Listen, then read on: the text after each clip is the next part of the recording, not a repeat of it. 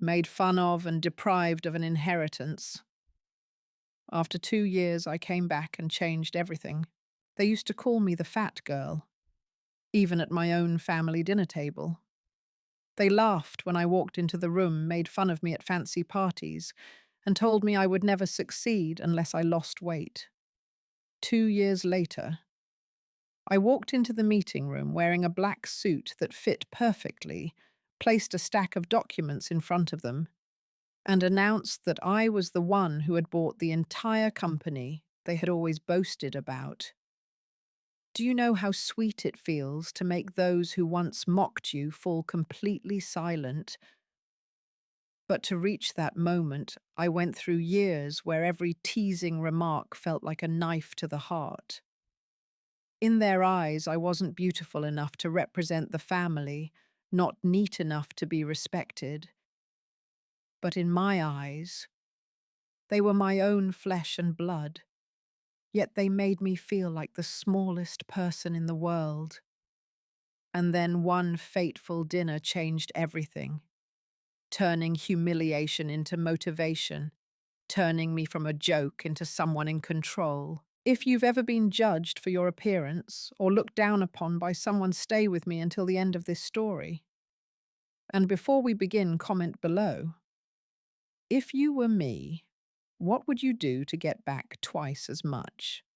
I still remember the moment I stepped into the grand lobby of the Sapphire Hotel that evening. The crystal chandeliers shone brightly, reflecting off the dazzling evening gowns. Laughter and the clinking of glasses filled the air.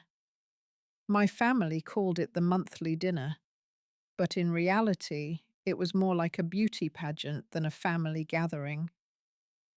I quietly pulled out a chair at the end of the table, trying to avoid everyone's gaze.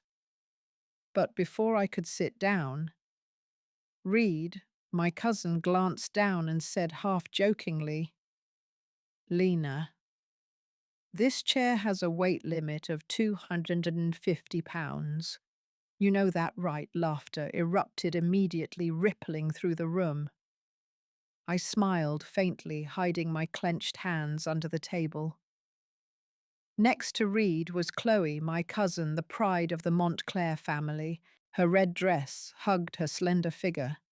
Her golden hair fell loosely around her face, and her smile made everyone gasp.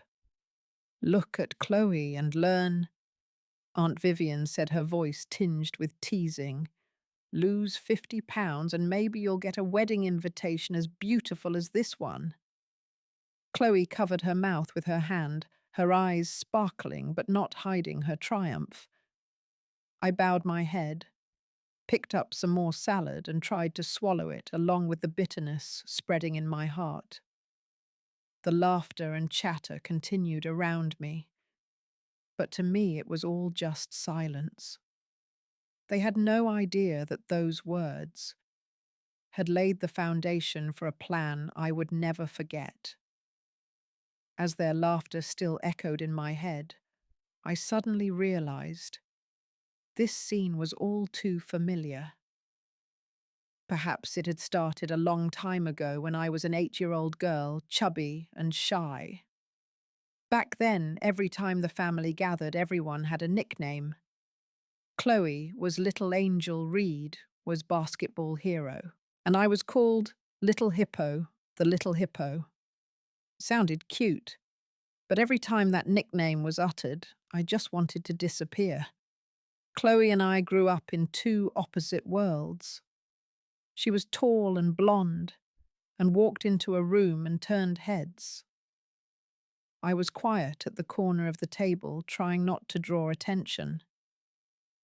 By the time I got to high school, Chloe was the face of the school's promotional campaign, and I was excluded from the prom because I couldn't fit into the uniform dress.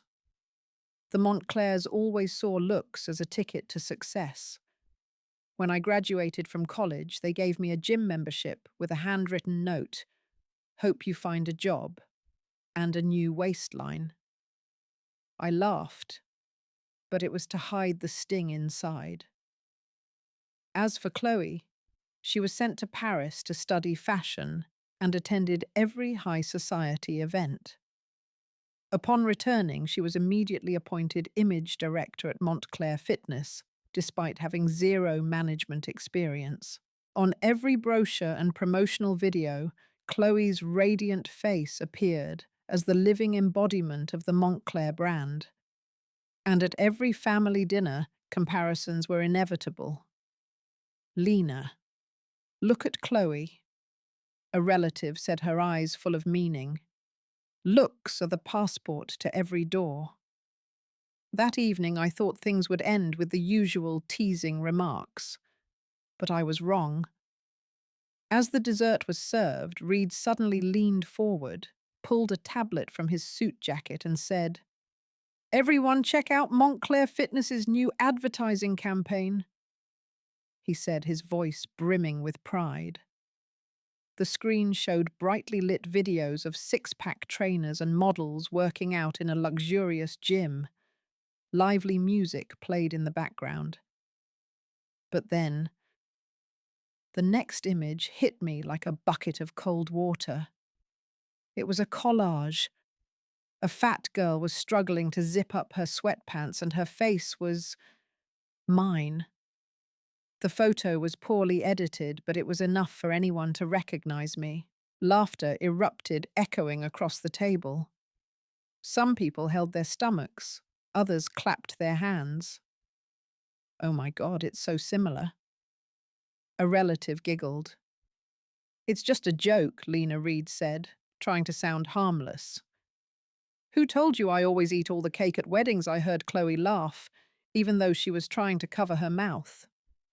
Her eyes flashed triumphantly as if this was proof of her perfect position in the family. I put down my glass and glanced at each face. No one defended me. Even my parents just pursed their lips as if it wasn't worth mentioning. "Yeah, that's nice," I said softly, my voice so calm that even I was surprised. "Thanks for giving me the idea." Reed laughed, thinking I was going along with the story. But they didn't know that at that very moment, a plan was forming in my head. Not to ask them to acknowledge me, not to be told I was prettier, but to make them learn to respect me, something they never thought I deserved. After dinner that night, I thought I could stay away from them for a while and let things settle down. But it turned out they had no intention of stopping. The next month, Montclair Fitness held its 30th anniversary celebration. I received an invitation, but with a condition. "The dress code is a bodycon dress, Lena. If you can't meet that, we'll have to reschedule." I knew that wasn't a general requirement for all guests. It was a message aimed directly at me, and I didn't go. A few weeks later, I discovered my name had been removed from the family inheritance list. The reason Aunt Vivian said it straight to my face: "We need people who are good representatives for the Montclair brand. If you want to be the face of the family, you have to look like the face of the family first." Chloe sat next to me, smiling as if there was nothing wrong with what she said. My last chance to keep some connection with my family came when Montclair Fitness opened a marketing position. I submitted my application along with my experience working on several small projects, but my application was rejected in the first round. A friend at the company whispered to me, they said, "Customers won't trust health advice from a fat person." I remained silent. I didn't argue. I didn't defend myself. But inside, their words and actions accumulated into a thick, cold, steel-like energy. Reed was still active on social media, showing off his gym photos and luxurious trips. Chloe continued to appear on the covers of fitness magazines, attending events with influencers, always introduced as the future of Montclair Fitness. I disappeared from the Montclair family's life as if I had vanished into thin air. No social media, no messages, no responses to any invitations. Everyone thought I was withdrawing out of shame, but in reality, I was entering the most decisive phase of my life. On my first day at the gym, I stood in front of the mirror, gasping for breath after just 5 minutes of running. My shirt was soaked with sweat and my hair was matted. I looked at myself, an image that had once been ridiculed, and whispered, "We will change." Not to please them, but to be proud of ourselves.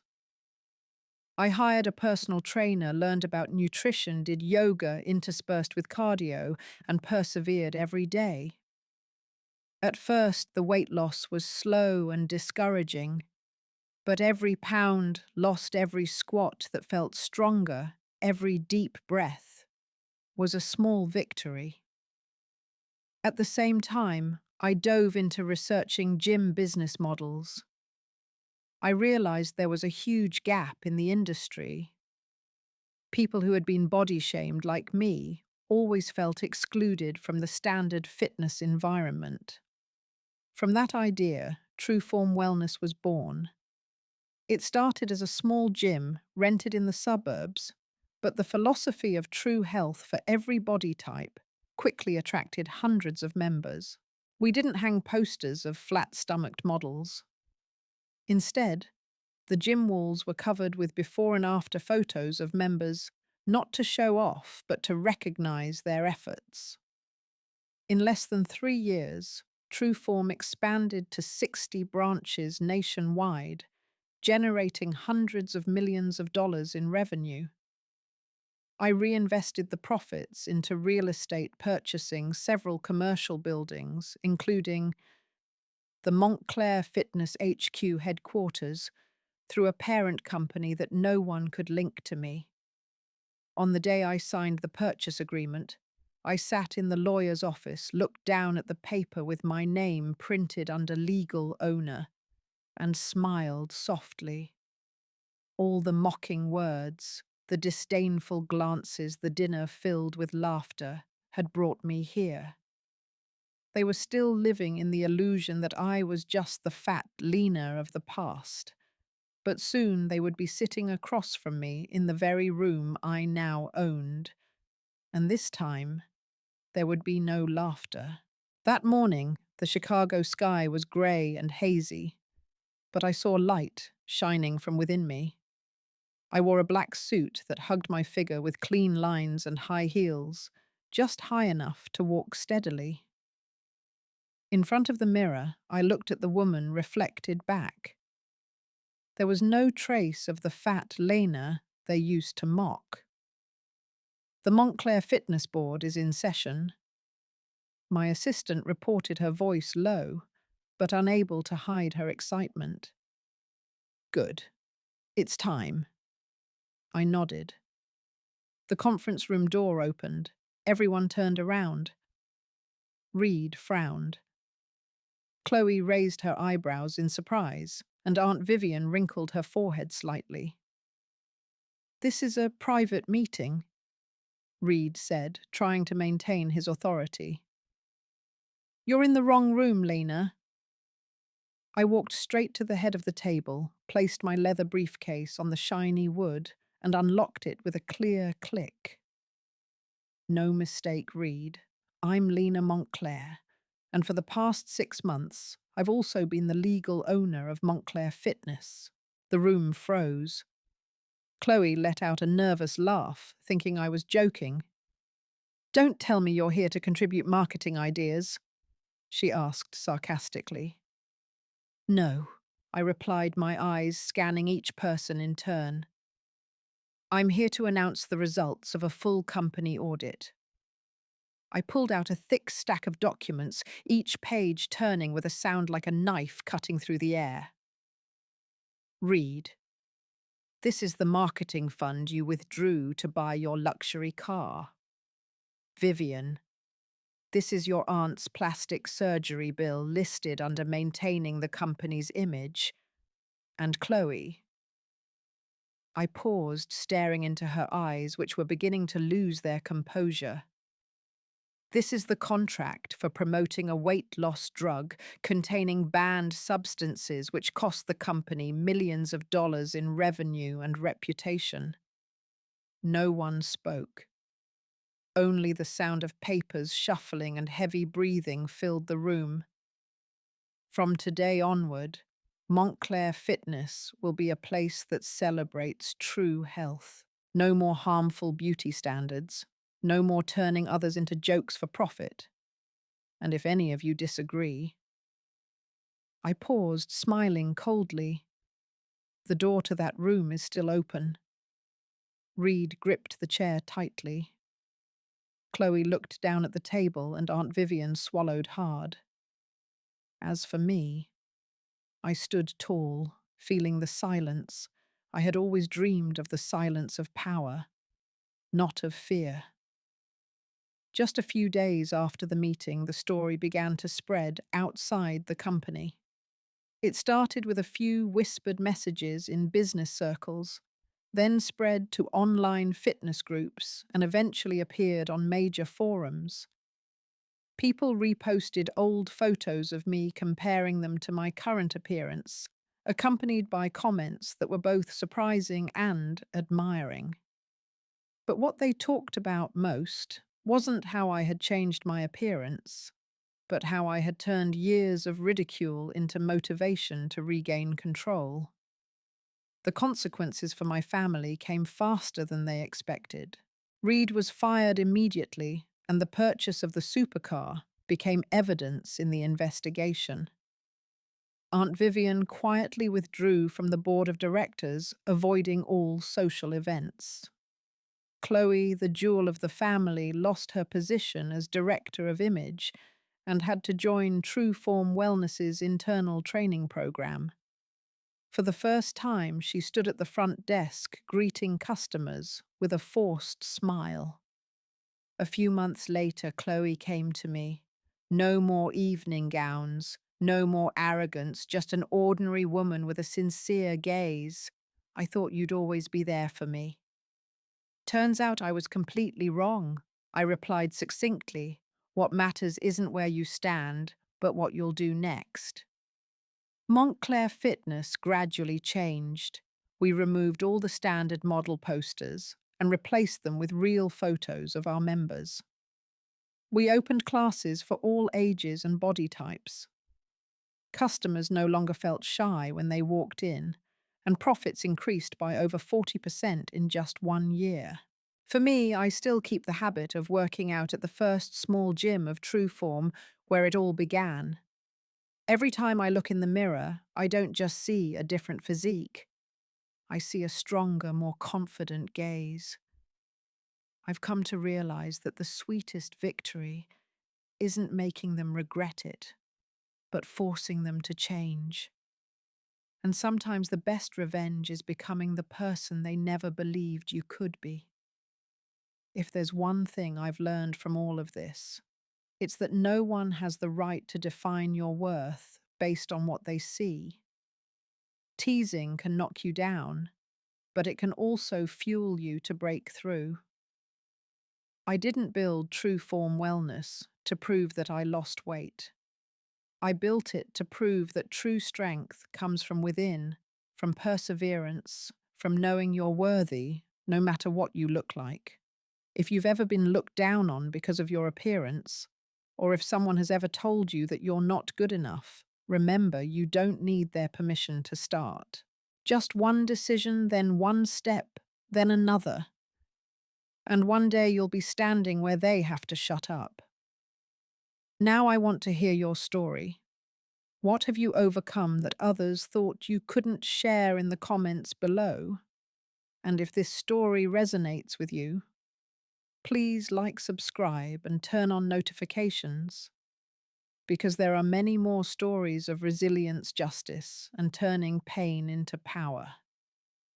Because sometimes the sweetest revenge is becoming the person they never believed you could be.